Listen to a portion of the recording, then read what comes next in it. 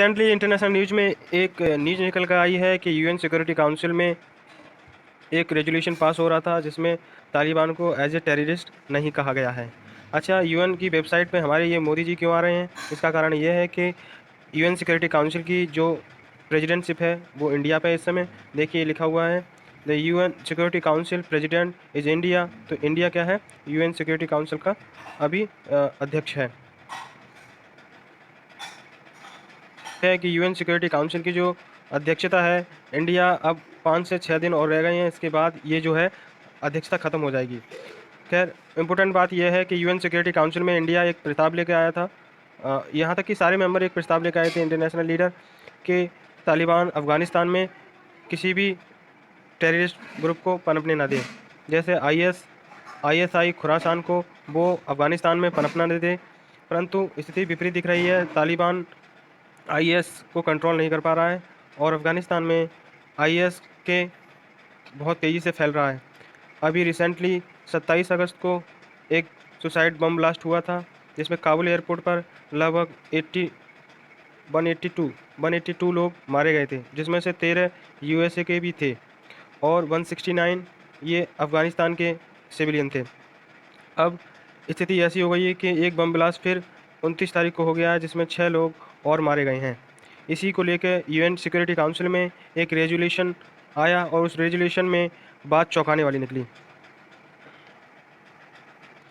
इसमें चौंकाने वाली बात ये रही कि जो यूनाइटेड स्टेट और फ्रांस और चाइना और ये रशिया के जो प्रेसिडेंट हैं और ग्रेट ब्रिटेन के जो प्रेसिडेंट हैं और जर्मनी के जो प्रेसिडेंट हैं, इस समय चांसलर हैं जर्मनी की, वो इस बात पर सहमत नहीं हुए कि तालिबान एक टेररिस्ट ग्रुप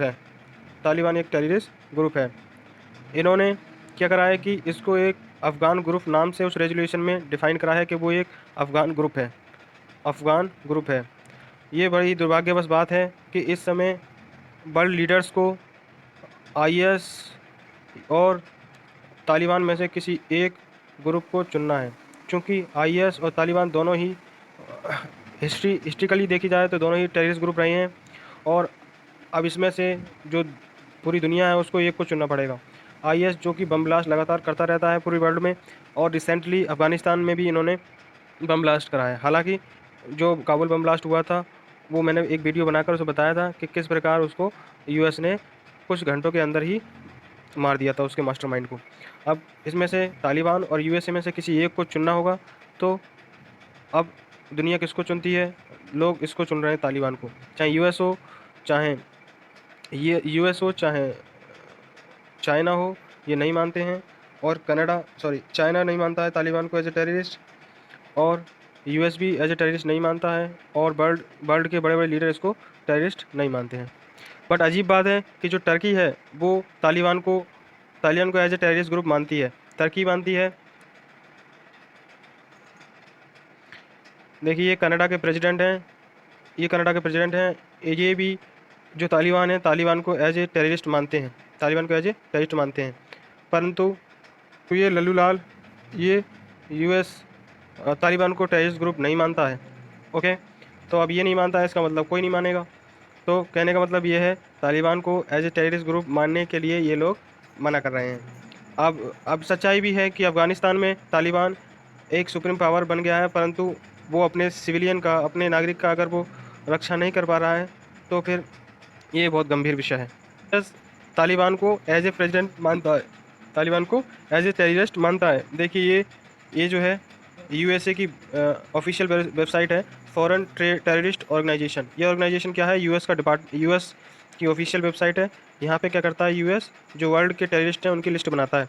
आप देखिए इस लिस्ट में तालिबान का आपको नाम दिखेगा, जैसे अबू सैयफ ग्रुप, अबुम शिंक्रियो ग्रुप, ये सब टेररिस्ट ग्रुप हैं। हमास को भी ये मानते हैं, टेररिस्ट ग्रुप मानते हैं, और हजीबुल्लाह को भी टेररिस्ट ग्रुप मानते हैं। हरकत उज मुजाहिदीन को भी टेररिस्ट ग्रुप मानते हैं। ये इसमें ही तालिबान का नाम आपको आगे दिखेगा। देखते हैं कि तालिबान का नाम कहाँ पर है। आगे देखेंगे तो तालिबान का नाम आपको दिखेगा। ये बड़ी ही विडम्बना है कि यूएसए अपनी एक सरकारी वेबसाइट पे तालिबान का नाम एज ए टेररिस्ट मानती है, परंतु जो पाकिस्तान वाला तालिबान है उसको ये टेररिस्ट मानती है, मगर अफगानिस्तान में जो तालिबान है उसको टेररिस्ट नहीं मानती है। यूएस के साथ में एक विडम्बना है, वो टेररिस्ट को गुड टेररिस्ट और बैड टेररिस्ट में डिवाइड कर रही है। जबकि इंडिया का सीधा फंडा है कि वो चाहे टेररिज्म कैसा भी हो, चाहे बुरा हो टेररिज्म, चाहे भला भला हो, वो दोनों को ही बुरा मान के चलता है। मगर यूएसए क्या कर रहा है, टेररिज्म की दो कैटेगरी बना रहा है, एक बैड टेररिज्म और एक गुड टेररिज्म।